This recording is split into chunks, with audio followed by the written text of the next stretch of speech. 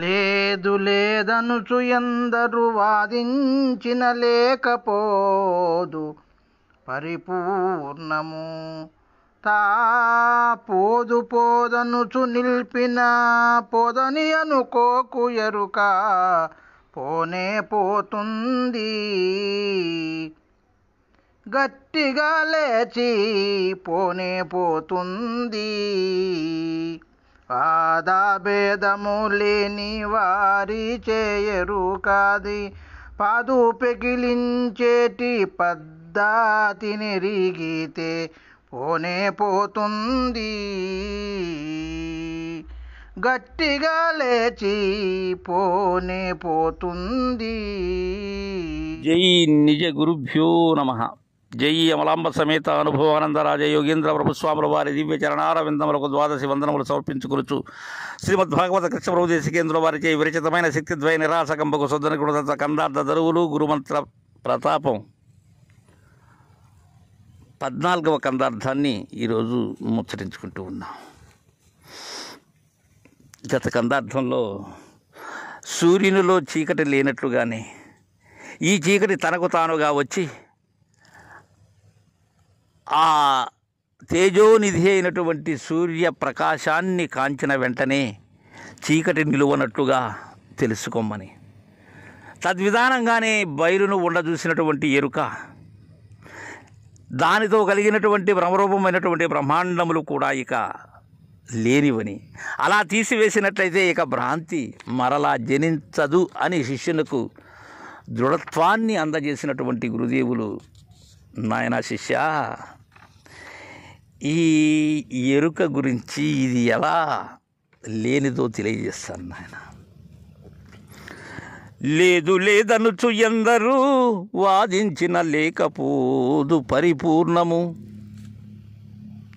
లేదు లేదనుచు ఎందరూ వాదించిన లేకపోదు పరిపూర్ణము. దాబోదు పోదనుచు నిల్పిన పోదని అనుకోకు ఎరుక పోనే పోచుంది. గట్టిగా లేచి పోనే పోచుంది. శిష్య, ఈ ఎరుక పోనే పోతుంది నాయన. ఎప్పటికైనా తథ్యం యథార్థం ఇది మూలము లేని గుర్తిరిగే శరీరము ఏ కాలమందున లేనిది అనేటువంటి విషయాన్ని గురుదరి చేరి గురువుకు 12 వర్షములు సేవ చేసి ఎవరైతే ఆ త్రిప్రసాదములలో త్రివిధ దీక్షలను అందుకొని ఉంటారో వారికి ఎరుక పోనే పోతుంది నాయన. గట్టిగా దృఢముగా అది లేచిపోనే పోతుంది. ఎందుకని? అంతకు మునుపు లేదది. ఉన్నట్లుగా ఉండబడేటువంటి భ్రాంతి ఏదైతే ఉన్నదో, భ్రాంతి రహితులైనటువంటి గురుదరి చేరినట్లయితే ఆ భ్రాంతిని సులభోప్రాయంగా లేక చేస్తారు శిష్య. వారు నాయన శివరామ దీక్షిత సాంప్రదాయకులు. వారు నాయన పరిపూర్ణ బోధను అంది పొందినటువంటి అశరీరులు, అహంరహితులు నాయన వారు. ఇదేంటంటే శిష్య, చాలామంది లేదు లేదనుచు ఎందరూ వాదించిన లేకపోదు పరిపూర్ణము. పరిపూర్ణము అనబడేటువంటిది తెలియక ఈ జ్ఞానము అజ్ఞానమైనటువంటి మార్గములలో చెరిస్తూ మతముల యొక్క త్రాళ్లతో బంధించుకొని పరిపూర్ణము అనబడేటువంటిది లేనిదని, ఉన్నది అనబడేటువంటిది అది బ్రహ్మమని, అది సత్యమైనటువంటిదని, దాని ద్వారా తోపింపబడినటువంటి జగత్తు ఏదైతే ఉన్నదో అది అసత్యమని, గుర్తిరిగేటువంటిది ఏదైతే ఉన్నదో ఆ గుర్తిరిగే ప్రజ్ఞానమే బ్రహ్మమని, నేనే బ్రహ్మమని, నేను అది అయితినని, నాలో ఉన్న చైతన్యమైనటువంటి అయమాత్మ ఏదైతే ఉన్నదో దానిని బ్రహ్మమని ఇలా ఉన్నారు శిష్య. అది పోనిదని వాదించేటువంటి వారు ఉన్నారు. దేనిని? ఆ ఎరుక అనబడేటువంటి ఆత్మను లేదా బ్రహ్మమును. లేదు లేదు అని ఎందరూ వాదించినా పరిపూర్ణము ఎప్పుడూ ఏకప్రకారముగా ఉన్నది. బదులు లేనిది శిష్య పరిపూర్ణము. అది లేకుండా పోతుందా? ఉన్నది అదే, దానిలో లేకనే తోపింపబడినటువంటిదే ఈ మాయల మారి. పోదు పోదనుచు నిలిపిన చాలామంది దీన్ని నిలిపేందుకు గట్టిగా గొలుసులతో బంధించినట్లుగా దానిని స్థిరం చేయాలని ఎన్నో గ్రంథములు రచించారు. కానీ అది ఉంటుందా? పోదని అనుకోకు నాయన, దాన్ని పోదని ఏనాడు అనుకోకు. పోదనొచ్చు నిలిపిన పోదని ఎరుకోకు, ఎరుక పోనే పోతుంది. అది పోనే పోతుంది నాయన, పోతుంది నాయన. అది ఉండదు, అది శాశ్వతమైనటువంటిది కాదది. అది ఉద్భుత ప్రాయమైనటువంటిది, అది మెరుపు లాంటిది నాయన. అది అంతలో కనిపిస్తుంది, అంతలో ఆశ్చర్యంగా లేకపోతుంది. అలాంటిదే అది. అది గట్టిగా లేచిపోనే పోతుంది. ఎప్పుడు పోతుంది గట్టిగా? గురువాక్యము దృఢమైనటువంటి వారికి, గురు సూచన అందినటువంటి వారికి లేదది. మిగిలినటువంటి వారికి ఎప్పుడూ అదే శాశ్వతముగా ఉన్నది. మూలము లేని గుర్తిరిగే శరీరమే శాశ్వతముగా ఉన్నది మిగిలినటువంటి సిద్ధాంతముల వారికి.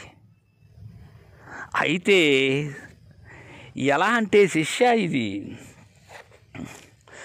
వాద భేదము లేని వారిచే ఎరుకాది పాదు పెకలించేటి పద్ధతి నెరిగితే పోనే పోతుంది. ఇది ఊరికే పోతుందా? ఎవరిచే ఎరగాలి దీన్ని? వాద భేదము లేని వారిచే. వారిలో నేను అనబడేటువంటిదే బ్రహ్మము అనే వాదము ఉన్నది. ఏ భేదము ఉన్నది? నేను వేరే జగత్తు వేరే అనేటువంటి భేదము ఉన్నది. ప్రకృతి వేరే, పురుషుడు వేరే, ఆత్మ వేరే, అనాత్మ వేరే, జీవుడు వేరే, దేవుడు వేరే, క్షరము వేరే, అక్షరము వేరే అనేటువంటి ద్వంద్వము ఉన్నది. ద్వంద్వమే భేదము. ఈ ఏకమే అనేకమవుతూ ఉన్నది అనేటువంటి భేదము ఉన్నది. సర్వం కల్విదం బ్రహ్మ అనబడేటువంటిది ఉన్నది. ఓం మిథ్యాకేక్షర బ్రహ్మ అనబడేటువంటిది ఉన్నది. ఈ భేదములన్నీ వాదములతో కూడుకున్నటువంటివే ఇవి. అవి లేనటువంటి వారెవరు? గురు మహనీయులు. వారిచే ఎరుక ఆది పాదు, ఎరుకకు మొదటి పాదు ఏదైతే ఉన్నదో, మొదట ప్రారంభమైన చోటేది, ఇది మూలము లేని గుర్తిరగేటువంటి శరీరములకు మూలమే లేదు. ఆ మూలము లేనటువంటి పాదు ఏదైతే ఉన్నదో ఆ పాదు పెకలించేటి పద్ధతి ఎరిగినటువంటి వారికి పోతుంది. ఇది పద్ధతి ఎరుక్కపోతే పోతుందా? ఇది పోనే పోదు శిష్య. దీనికి కావలసినది వాదభేదము లేనటువంటి నిజ గురుదరి చేరి వారి ద్వారా ఈ బోధని సాంగోపాంగముగా ఎరిగినటువంటి వారి దగ్గరైతే వారు చెప్తారు దీని యొక్క కూకుటి వేరు. కూకుటి వేరుగా తెలిసినట్లయితే, అంటే ఏది ఆది పాదు ఏదో అది తెలిసినట్లయితే, అనాది నిర్వికల్పమైనటువంటి పరిపూర్ణము ఏదైతే ఉన్నదో దానిలో లేకనే తోచినటువంటి అవ్యక్తమైనటువంటి ఈ మూల ప్రకృతికి పాదు ఏది? నేనే పాదు. ఆ పెకలించేటువంటి పద్ధతి ఎరిగినటువంటి మహనీయుల దరి చేరితే వారైతే ఆ పాదుని పెకలించే పద్ధతి చెప్తారు. అందరూ చెప్తారా? వాచా వేదాంతులు చెప్తారా? కేవలము గ్రంథములలో ఉండబడేటువంటి మహనీయులు రచించినటువంటి ప్రామాణిక గ్రంథములు ముందర పెట్టుకుని వాటిని వల్లి వేసేటువంటి వారికి చేతనవుతుందా? ఇది అంది పొంది ఉండాల శిష్య. వారు దానిని దర్శించినటువంటి వారై ఉండాలి. దర్శించినటువంటిది ఏదైతే ఉన్నదో అది లేనటువంటి వారై ఉండాలి వారు. అప్పుడైతే గట్టిగా లేచిపోనే పోతుంది. దీనికి నాయన 4 రకాలైనటువంటి భావాలు చెప్తారు పెద్దలు. ఎలా అంటే ప్రాగ్భావమని, ప్రతిధ్వంసాభావమని, అన్యోన్యభావమని, అత్యంతాభావమని. ఎట్టంటే మొట్టమొదటిది ఈ ప్రాగ్భావం అనబడేటువంటిది, కుండ అనబడేటువంటిది ఎప్పుడు ఉన్నది? తయారు కాకముందు కుండ లేదు. మన్నుతో తయారైన పిమ్మట ఉన్నదే కానీ మునుపు లేదు. తద్విధానంగా ఇది అంతకు మునుపు లేనటువంటిది. ఇది ఒక భావం శిష్య. ఇక రెండవది, కుండ అనబడేటువంటిది ఇప్పుడు ఉన్నది, బ్రద్దలైన తర్వాత లేదు. ఏమైనది బ్రద్దలైన తర్వాత? మామూలుగా దానికి మునుపు ఏ రూపమైతే ఉన్నదో తా రూపాన్నే పొందినది అది. సరే, ఇంకా మూడవది అన్యోన్య భావం. అంటే ఇది 2 పదార్థముల యొక్క కలయికచే కనిపించేటటువంటిదే కానీ